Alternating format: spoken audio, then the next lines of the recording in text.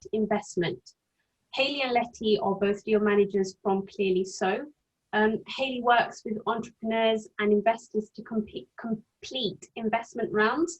Hayley's previous experience includes managing private equity portfolios for 3i Group and Lloyds Bank, which involved working with more than 300 companies in all sectors.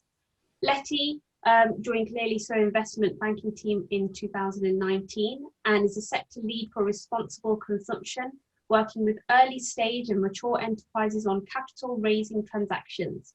So without further ado, a very warm welcome to Hayley and Letty. Over to you both now.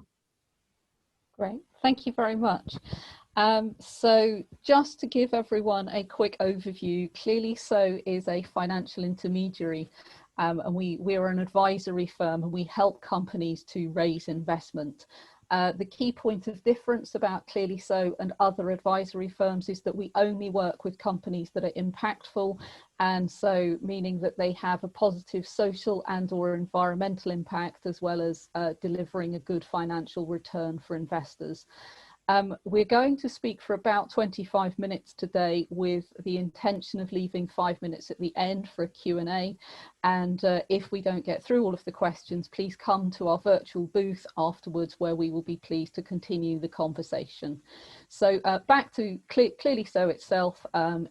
As you can see on the screen, we've worked with a lot of companies over the past 12 years. So we've been around for quite a long time. And I think it's important to note that we are active across Europe with both client companies and investors from around Europe. We are a regulated organisation, and so we are caught a little bit by regulation, but broadly, please think of us as an organisation that is Europe focused. So here you can see a kind of snapshot of some of the companies we've worked with. I think the point here is to mention is that we're sector agnostic. So we work across sectors, but I suppose from our track record, we're mainly focusing on 4 main sectors, which is health, responsible consumerism, education, and education and energy. And you can see it from some of the companies we've raised for here. So it goes from kind of renewable energy with Tonic and Bulb, to transport with HCT, wonky fruit and veg with Oddbox, circular economy with Biobean. So it's really a broad range of companies that we work with. In terms of stage, historically, ClearlySo focused more on early stage businesses back when there was less of a institutional market for impact businesses. So now, a lot more of the work we do is focused on companies raising, Series A+ rounds, but we still do those early stage companies. And then the third kind of pillar of our work is impact funds, and that's when we're helping clients raise their own impact funds and sourcing pipeline companies for them. So we're going to go through some of the questions that we advise clients to start thinking about when they're thinking about raising impact investing. But the number one question that we advise kind of companies to think about at the very beginning is, do I really need to raise? Obviously, if you're raising as a very early stage business with little track record, if you do find investment, then you're going to be most likely giving away a larger stake at a much lower valuation. And the pool of investors that you can go for is going to be much smaller. So it's going to be mainly angel investors and a small group of early stage VCs. So this really gives an overview of the 5 key questions that we think entrepreneurs will be asking themselves as they're mapping out a capital raising. And we will cover each of these very briskly in the next few minutes. So moving on, we will look at what is the investment typically being used for. Very broadly, we would expect people to come to us to raise investment, to develop their product, to recruit people, and to help with sales and marketing of that product. Obviously, it's very important that you build your plan around the stage that you're at. And so if you still need to develop the product, it's important to make sure that you're demonstrating to the potential investors that you're going to use the money to develop product rather than allocating a good proportion of the funds to marketing when the product may not yet be quite finished and ready to be marketed. So make sure that the use of funds is appropriately balanced according to your company and product stage. The investors, the things that we know investors are particularly not keen on is using their investment to pay people a huge amount of money, although it's very important to demonstrate that the team is appropriately remunerated, because if you're not being paid properly, then you'll most likely feel the squeeze and you'll get exhausted and you'll lose some of your motivation in the business. But investors are not keen on providing an exit for early stage investors and existing shareholders at a very early stage. That is something they really don't like to use their money for. So how much to raise? In our experience, founders tend to underestimate how much they need. So it's this, when you're deciding kind of how much to raise and you're very early on in the fundraising process, it's really critical to kind of keep a keen eye on what are the critical milestones you need to meet and exactly how much capital do you need to get there.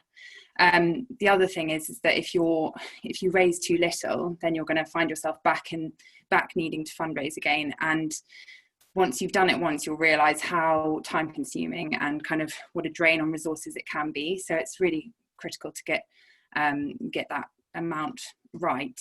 The other thing is that you don't want to raise too much, because then you end up giving away more of your business than necessary. So really keeping a keen eye on that number is really important early on. When to raise, I suppose that also times in with the amount that you need to raise. When you're thinking about timing, a lot of it will come down to runway as well. So making sure that you're not approaching investors when you're running out of cash, and that you can show that you've got enough money to take you to the right stage before you can close the next round of investment. We usually say to clients that the best time to start thinking about raising a new round is when you've just closed a round, when you're really in a really strong position to approach investors, and you've got kind of enough capital under your belt to kind of hit those milestones.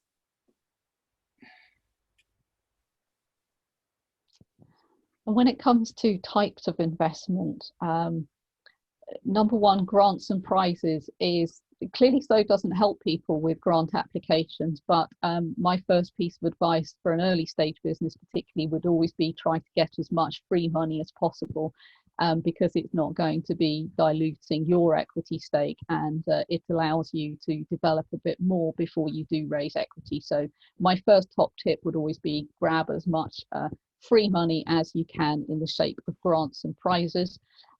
Debt tends to be quite rare with early stage businesses, because they tend not to have the cash flow to service debt and make the repayment, but in extraordinary circumstances it can be used. So the vast majority of early-ish stage companies that we're working with will be raising equity capital. And again, looking at those three categories with the grants and prizes, one thing that I would pull out here is that although crowdfunding itself has a bit of a mixed reputation, some people love it, some people loathe it. When you look at the crowdfunding for product or reward, I think if you are a company with a product, it can be a really good way of getting your brand and your product out in the market sooner rather than later. So you sort of get two benefits in that you're building your brand and your own customer base, as well as getting pre-sales in, which, you know, when we come to the awful traction word, is really important. So in the sort of Kickstarter, Indiegogo, I think there is space for an early stage company to use those sorts of platforms.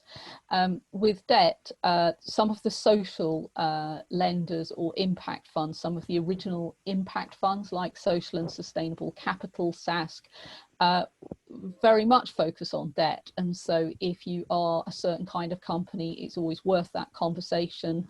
And with the equity, again, there's a huge range from the institutions to the angels and crowdfunding. So it's a very broad range.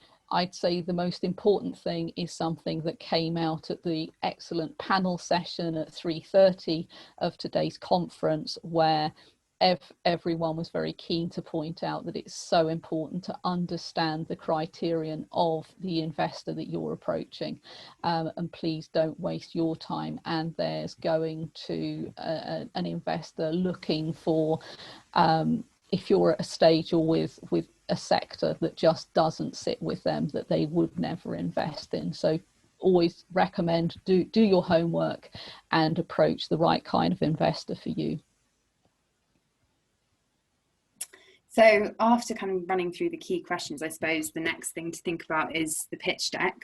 And it kind of, as you can see, kind of falls within the selling category of the investment process.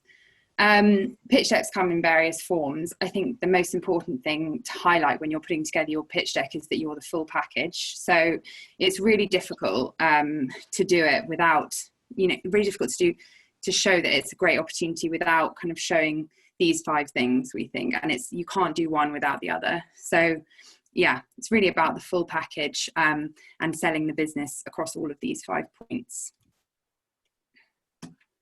When it comes to impact, one thing that we will always encourage a company to do is look at how impact is actually a facet throughout your business. So all of the areas that are mentioned on the left-hand side of the slide, impact isn't just a bolt-on that you add very late in the day in the deck, but it does actually, it's a theme throughout the business. It's your product. It's about how you motivate your team and why people want to work for you, because you are an impactful business, and it's why customers buy from you, because they believe in your ethics and your products and everything that you stand for. So I will always argue that impact has to be throughout the business and the business plan. We're often asked about measuring impact. There's very little sort of right and wrong. My key tip would always be to keep measurement consistent and simple at an early stage. Anecdotal testimonials from users or customers is absolutely fine. I would suggest trying to get some qualitative data that you can collect regularly is really valuable, and please don't waste a day every month in trying to get together really complicated data. So just try to collect stuff simply, but do collect it. So with the pitch, this is something we spend quite a lot of time with clients at ClearlySo, and it can be pretty nerve-wracking even if you've done it numerous times. I suppose the most important thing is to keep it kind of clear and concise and really highlighting those 5 points that we mentioned before. We spend a lot of time with the earlier stage companies running through and making sure that they're kind of capturing those key points, but also for the companies that have raised more than one round and have, maybe have institutional investors already in there. We often act as kind of a critical friend, kind of providing a fresh pair of eyes to a pitch. And I think it's always useful to get someone external to come in, and not necessarily an advisor, but get someone external to come and see the pitch, because you can become very tunnel visioned when you're working on something, especially if you're the founder and it's your baby that you're pitching. So that's the pitch. Key content, I mean, I mentioned the kind of package of 5, but these from kind of tracking investor decks. So when we're sending out investor decks to investors, we track, I guess, which slides they're spending the most time on through DocSend. And the points highlighted here are the ones that we've seen them spend the most time on. And I think those are the ones that you really want to spend a lot of time kind of refining the material or refining the information that you're putting there, and really making sure that it captures the key, like the most impressive aspects of the business.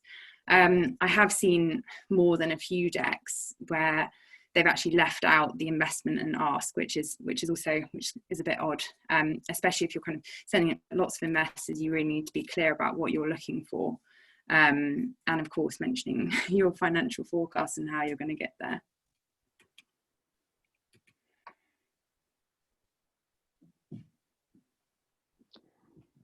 I think when it comes to the business plan, every company should have one, in that it is a really important tool for the business itself. So please don't think of the business plan as something that you're creating just for the investors' benefit. I think it's also really important to think that it doesn't need to be a 50, 60, 70 page word heavy, dense document. It can be an extended deck. So if we're thinking that the pitch deck that we've covered with the headings just before would be maybe 10 or 12 slides, then an extended deck of 30, 40 slides can be a perfectly adequate business plan for most companies at a relatively early stage, but even sort of into some millions of investment. But my sort of real message here is that it needs to be comprehensive, it needs to be kept up to date, and it needs to be useful to the business. And if it's not useful to the business, then maybe revisit your structure and how you're thinking about it. But it is a sort of live document for the business at all times. So alongside the business plan, one of the other key documents that you'll kind of need to have ready if you're going out for investment is the financial model. The main point here, I think, is to remember that investors will be looking for how whether their money's going to be repaid, and the kind of return. They'll be looking at it through the lens of the returns they're expecting from an investment.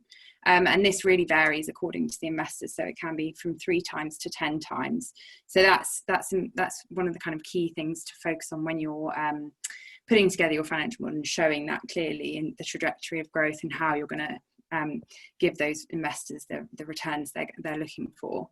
Of course, you also need to show the drivers of your growth and clearly show, the realistic forecast and how each aspect of the business is going to grow over time. So due diligence, which like the pitch can be pretty nerve-wracking, and I know particularly for the earlier stage, well actually no, I'd say both early stage and more mature businesses get nervous about due diligence. It is essentially where you're going to be judged by the investor, but I think we always say to people that the most important thing to remember here is that it's a two-way relationship. So while they're judging you and your business and how you're responding and all the aspects of the business, you also want to be judging them and deciding, hey, is this someone I want to have as a long-term partner going forward? So do your own due diligence on them, and do you want to have a long-term relationship with this investor? Fees is an area where we don't like entrepreneurs to be surprised, and so we thought we would share some of our oversight into what we see coming in various investments that we've worked on. So not all of these will apply in all cases. Most of them will come in when you're maybe raising 2 or 3+ million pounds. So at an early stage, you should probably only expect to be paying legal fees.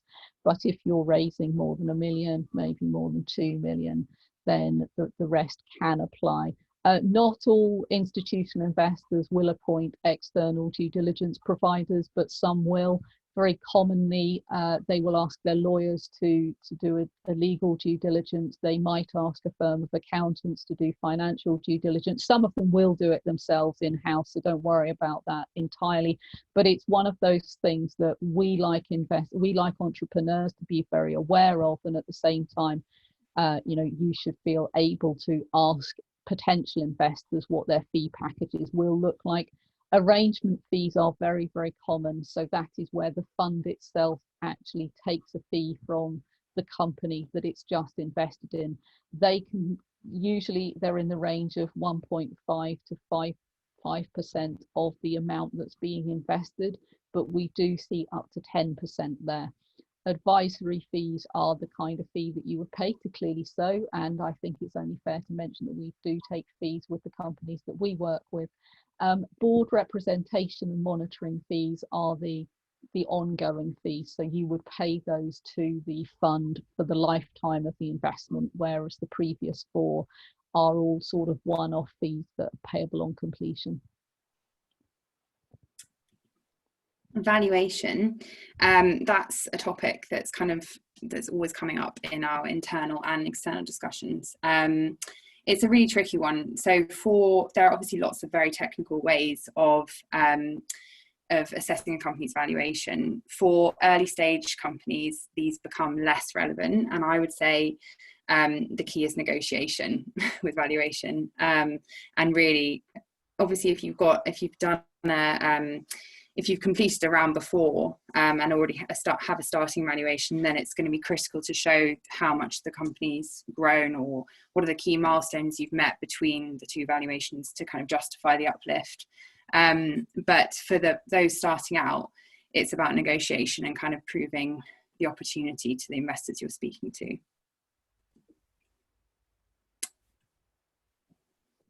Very quickly, just on completing the investment, there may be many more documents than this, but this will give you a quick overview of the documents you should expect to see.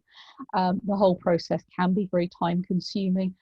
One way to try to manage the amount of time it's going to take is to start off with a comprehensive heads of terms, which the company agrees with the investor pretty much directly, and then you can give those heads of terms to the lawyers and ask them to document that, because that sort of reduces the number of points that you then need to go back and negotiate when you feel that you're pretty much ready to sign and you're almost there.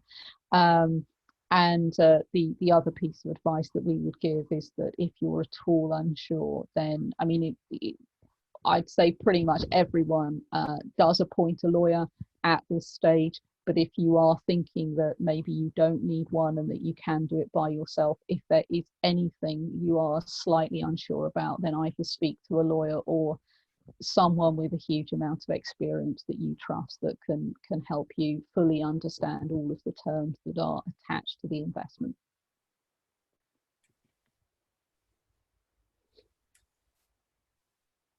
So this is just a summary of everything you've heard today. I don't think we need to go through it again, but we will be sharing these slides with anyone who wants to, with MSD UK, and anyone can access them if it'd be helpful.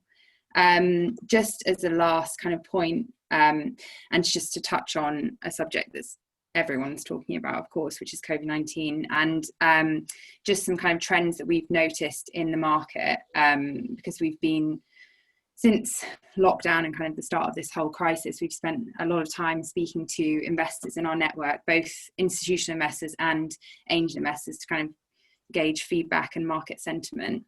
The advice that we're giving to our clients and the companies we're speaking to is that investors across investor profiles are active, but cautious. Like generally, the market seems pretty bearish still.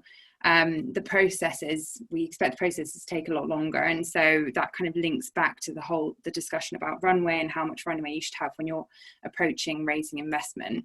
From some VCs we're hearing they like to see as much as 12 months runway, so that's really critical to kind of keep in mind when you're thinking about when you need to raise. Valuations have obviously taken a hit across the board, I'd say, due to the drop in public markets, and we're seeing valuations in some cases being dropped down as much as 40%. This, I guess, is less relevant to earlier stage businesses and seems to be most prevalent with those raising Series A and the kind of later stage businesses. And then in terms of sector, it does vary, of course, but we're seeing a lot of demand from investors in our network for scalable tech. So that's one of the kind of high interest sectors that we're seeing. Thank you. That's a whistle-stop tour of rating impact investment. We are happy to spend our last few minutes answering questions if there are any. Otherwise, we will be pleased to see everyone in our virtual booth in a few minutes' time. Prina, do you have any questions for us? Yeah, no, we don't appear to have any questions. But I'd just like to finish by saying thank you very much, Hayley and Letty, for that insightful talk. And a very big thank you on behalf of MSD UK for joining us today at our Virtual Innovation Summit. Thank you to those who also joined this talk. I hope you found it quite helpful. And please enjoy the last couple of hours left for the summit. Thank you very much. Great. Thank you. Bye. Bye-bye.